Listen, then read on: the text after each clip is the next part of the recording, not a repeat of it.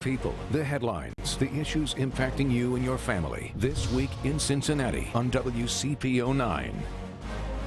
Welcome to This Week in Cincinnati. I'm Tanya O'Rourke. Today we're going to cover issues from the Brent Spence Bridge to solar power. But first, we would like to bring you two reports from a series WCPO 9 News did this week on the pandemic, the vaccine, and race. Lisa Smith looked at the struggles Black seniors have faced, but we start with Larry Seward. He talked to influencers, popular with millennials and Gen Z, and tapped into the debate you need to see. Club DJ and 101.1 The Wiz on-air personality. Yo, what up, though, man? It's DJ J-Do, the live. Corian Wilson holds beliefs. I feel like it was a rushed process. About coronavirus vaccine shared by enough peers. I also have my sister in here with me, Miss Tropicana. That friend and fellow DJ, Tropicana, works overtime to remix. Is she on you?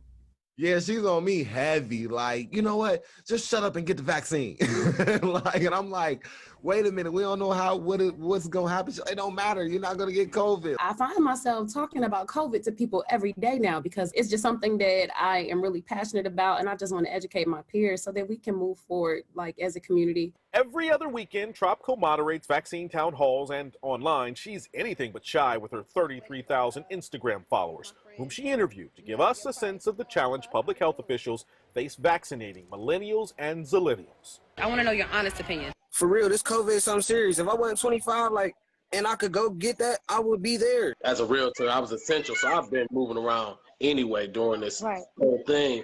And, I encounter a lot of people, right? Mm-hmm. So my mom had heart surgery in October, and I pretty much take care of her. So I don't want to get something and then bring something back to her, I'm getting a whole lot of no's. Y'all don't want to get this vaccine. Do y'all just want to stay in the house forever? Or y'all just really not comfortable with the idea of the vaccine? I can't get no vaccine, though. Why you can't? Tell me why. I think I already had COVID-19 for one, so I think that it's going to be pointless. But vaccines, you can opt out of vaccines and still live. Nobody wants to catch COVID, or nobody's really out here feeling like they're Superman and they can't get it. We got to wait and see the outcome before we just go out and inject the vaccine in our bodies. That's the problem with a lot of young people, where it's like we don't have enough facts to go off of. Once I find out, more information about it and see the effects it has on different people, then yeah, I definitely think about getting it. But right now, it's a no for me. My initial thought was, I don't want to take this vaccine, and I don't want to catch COVID. And it was the same thing as everyone else, kind of just looking on social media and saying, they coming up with this too fast, and the things that they say. I think that in this culture, we are at a huge battle with misinformation from social media. The doctor who created the vaccine this time is a Black woman. She's 34 years old. She's us. I have a 5-year-old now, and he was born prematurely. I wanted to educate myself so that I could be proactive in protecting my baby. It's so important that you do the research yourself to learn and take advantage of these resources that are available to you. J-Do believes in education and masks, but needs time if he's ever going to change his mind. Larry Seward, WCPO 9 News. The Hamilton County Board of Elections has been one place to go for the COVID-19 vaccine, but some residents are getting their vaccines without even leaving their vehicles. People do fine with the vaccine. Seniors like Barbara Nichols. As long as I don't look at the needle, I'm good. And Vanessa Tye. It seemed like it took us a long time for them to get back to us with the shot, because I had been put in for it, but a lady called me on the phone and told me to come on down. The bus is outside waiting. About 2 buses a week take seniors to the Board of Elections vaccine site. It's one way to close the gap between residents of senior apartment buildings and the vaccine. I made up my mind because I'm an active person. I like to go. And I said, well, maybe if I take it, that would protect me. For many seniors, there are 2 obstacles that keep them from getting the vaccine: transportation and technology. Transportation has been another barrier, and we've been providing from the beginning free transportation for any senior who is unable to get to a vaccine appointment themselves. The Council on Aging is among the agencies working to help seniors get access to the access. Strategies like transportation and registration at their buildings keep them from falling through the cracks. The Urban League has stepped in to help too. We hear about folks that are trying to access the scheduling via online, and the digital divide is really a barrier for a lot of folks in our community. Cinnamon Pelly with the Urban League says they developed this form to connect people to registration. They've turned the information over to local health departments, which has resulted in over 500 vaccine appointments. Local jazz artist Kathy Wade was one of them. The process with the Urban League, once I signed up, the next thing that I got back was, now pick a time, and this is the location that you're probably going to end up at. Local and national statistics show a disparity in African Americans getting the vaccine. In some cases, it's access barriers. In others, it's trust. There was a lot of angst and fear around not being the target of unscrupulous practices. But those who have gotten the shot are encouraging others.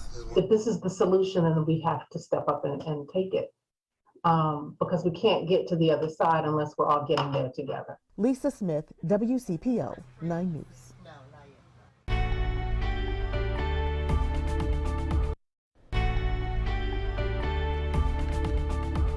Welcome back. A few weeks ago on This Week in Cincinnati, the president of the Northern Kentucky Chamber of Commerce, Brent Cooper, presented the case for replacing the Brent Spence Bridge and why, after all these years, we could be on the cusp of doing just that. But the mayor of Covington sees it differently. Joseph Meyer says it's clear something has to be done about traffic on that bridge, but says the current plan to replace the Brent Spence would be terrible for his city.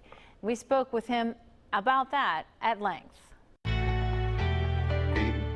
Current Brent Spence Bridge corridor plan is absolutely devastating to the city of Covington, its residents, and its businesses. They're starting with simple things like the scale of the proposed bridges, where basically the plan calls for quadrupling the landing space in Covington for the Brent Spence Bridge. And take that 42-foot concrete pavement bridge that we have and add to it another bridge that's got 128 feet of pavement, and imagine the impact that that has on our Covington community. I mean, I-75 many years ago was a severe blow to the integrity of the city, and this pushes it over the edge. And the size of it is one thing, but it's not the only thing. You know, the next issue that's confronting Covington specifically is the whole concept of diversion. We know there will be a lot of diversion during the construction period, and that'll be bad enough. But if tolls are part of the funding equation, then the studies that were performed by the Kentucky Transportation Cabinet indicated that about 77,000 cars each day would get off of I-75 to avoid the tolls. And that large number of cars puts immense stress on our existing infrastructure. And there are no resources to pay for upgrading our infrastructure. And I don't know if you can put a price on the destruction of quality of life. This project is really consists of three parts. The approach in Kentucky to the bridge, that's going to cost about 630 million. The bridges, plural, themselves, about 700 million. And then the Ohio approaches from the Ohio River back to, I don't know, 1,500 yards, or anyway, a little bit north of the Western Hills Viaduct. That's going to cost well over $1 billion. Okay. Well, if people from Kentucky want to go to downtown Cincinnati, they pay a toll.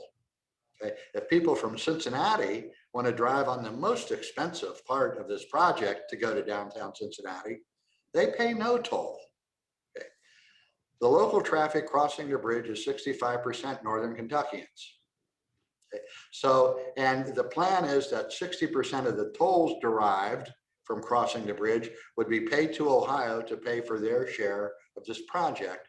Now, how on earth is it fair for Northern Kentuckians to bear the brunt of the cost for improving an interstate in Ohio when the people from in Ohio are free riders?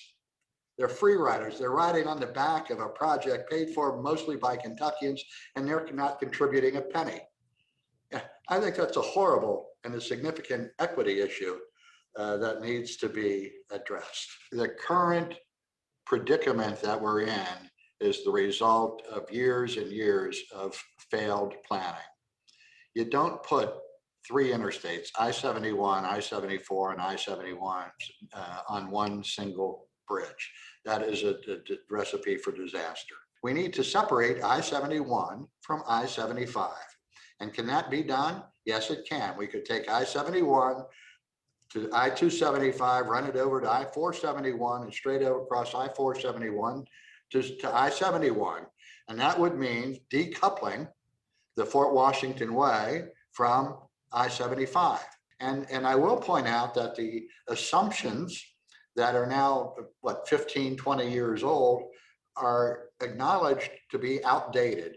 The traffic projections for the I-75 bridge are considerably lower than they were 5 or 10 years ago. So much has changed in the way of technology, in the progress of the transportation capacity.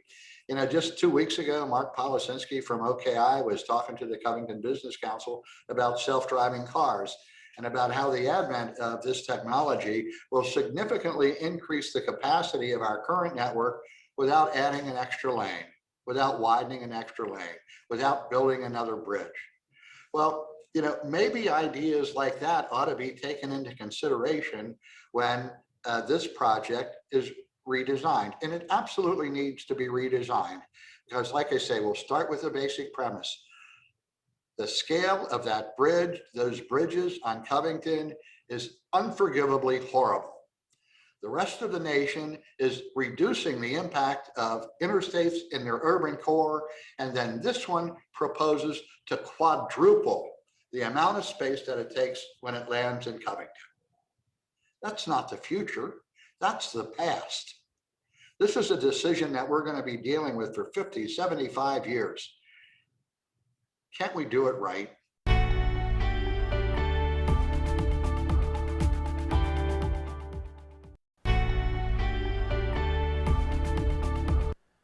Welcome back to This Week in Cincinnati. There is a dramatic change taking place in how Ohio gets its electricity. Solar power sites are springing up all across the state, and especially in southwest Ohio. Last year, solar plants barely generated 100 megawatts of power. By the middle part of this decade, that could be up to 5,000 megawatts. To learn more about this change and what it means for all of us, I spoke this week with Dan Sawmiller with the Natural Resources Defense Council. Dan Sawmiller, thank you so much for spending some time with us to explain a little bit more about this solar age that we're in. So right now, we know that there are several projects all across Ohio in general, but specifically in Southwest Ohio, there are around 6 projects. Some of them don't have approval yet that are popping up. And some of these are pretty large projects. We'll get into those details in just a second, but why do you think there's suddenly this surge in not only solar power, but, we're seeing even automakers, now switching over to, hey, we're just going to make electric cars by this certain date. This just seems to be a major wave. Why do you see this in Ohio? Yeah, really interesting. You had mentioned the auto sector. There's a lot of activity going on there, and Ohio is actually pretty well positioned to build out its battery manufacturing supply chain. And that whole supply chain is demanding renewable energy. And so corporate demand from the auto sector and really every sector of the economy is driving a lot of these renewable energy additions all around the country. But when you look at Ohio specifically, the first thing I'll say is the price of large-scale solar projects like these have declined nearly 90% over the last decade. It's one of the cheapest forms of generating electricity that we have today. And the folks that are buying this can lock into low fixed price energy contracts for a period of decades. And so it really brings certainty to business. But in Ohio, and particularly in the southern portion, I think he said there were 6 projects. I think there might be even more than that. But it has to do with the flat tillable land that we have, which is very well suited for solar development projects like this. We've also have existing transmission infrastructure that was there and used by our coal facilities that have been retiring over the last decade. So there's new capacity on those lines to bring on new generation and do it cost effectively. Then you add to that the overwhelming support from Ohio farmers. There was a poll recently that showed 2/3 of Ohio farmers really welcome this activity. It gives them opportunities to diversify their income, preserve their farmland, and these sort of things. So when you tie all that together, Ohio becomes a really, really attractive state for solar development. Clearly, for so many farmers, depending on what they happen to be growing, what industry they're tied to, farmers have struggled for years for a variety of reasons. Talking about that farmland, two projects, Highland County and Hecate, I think I'm pronouncing that correctly, has actually contracted with the city of Cincinnati, and Cincinnati Mayor John Cranley has spoken about this. And this would be the largest municipal farm. We're talking 310,000 solar panels, at least at the last numbers I looked at, covering is it 1,000 acres for that project? I think that is a lot of land to cover. And obviously there's some concern about seeing 1,000 acres covered in solar panels. Yeah, it's interesting. One thing I'll key in on is seeing it. There's a lot of great things you can do with solar development from a pedestrian standpoint. You can do vegetative screening and setbacks when you develop these projects. And that's what the developers do. They'll go in, they'll work with the landowners, they'll work with the neighboring landowners, and they'll look at where is this project going to be compared to where you live, where you drive down the road, and these sorts of things. And they can set these projects back from major roads, back from residential property, and then they can install vegetative screening, and the projects can effectively disappear. And after the temporary construction process, there's no noise, there's no pollution, there's no water discharge, there's no increased traffic for these facilities. And so it's really about as benign of a resource as you can have in terms of the use of this land. And while it sounds like a lot of acres, a lot of farmers are able to carve out a portion of their farm and put it into solar development and then maintain other areas of their ground to continue farming. It just gives more stability to the revenue of their farm to keep it in production. It still becomes a dance between solar, which then lessens the reliance on, coal plants and nuclear plants or what have you, but there's still a dance that has to take place here because you're still going to need those other electric plants. Yeah, that's right. That's something that's been evolving over time. So Ohio is a part of a 13-state grid. All of our transmission infrastructure is connected among 13 different states, and PJM is the organization that manages that. And so they're responsible for ensuring reliable provision of electricity to consumers in these states, including in Ohio. And so they're managing these resources and turning things on and off as the supply is there to meet demand at any given time. And they carry a pretty healthy reserve margin to make sure that if a plant wasn't operating or wasn't available for any given reason, that there's reserve capacity to continue to meet our demand. But as this grows and this industry continues to proliferate, you're going to see more renewable energy supply, and with battery technology, PJM is able to manage that to make sure that we always have power when we need it. So, Mr. Sawmiller, real quick, what's a website people can go to find out more details about what's going on in Ohio? Well, you can go to, I have a blog that I keep where I try to inform folks on what's going on in this industry. It's at nrdc.org. You can search for my name and find us. And there's also a group in the state called the Utility Scale Solar Energy Coalition.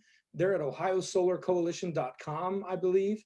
And you can get a lot of information about this industry and sort of where they're active on their website. All right, and just to let the viewers know, we did ask the state regulators to speak on this topic as well, but they said they couldn't speak right now due to pending legal proceedings. Mr. Dan Sawmiller, Natural Resources Defense Counsel, thank you so much for spending some time with us here. I know it's been brief, but hopefully folks will seek out some additional information online. Yeah, I appreciate being here. Thank you for inviting me. This Week in Cincinnati, I'll be right back.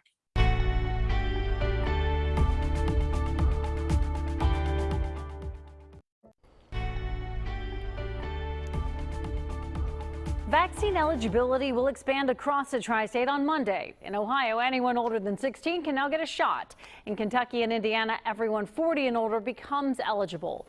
Indiana's mask mandate will also end April 6th, but the mask rules remain in place for now in Ohio and Kentucky. That's all for This Week in Cincinnati this weekend anyway. So please join us for breaking news, weather, and sports at 6 and 11 tonight on WCPO 9 News.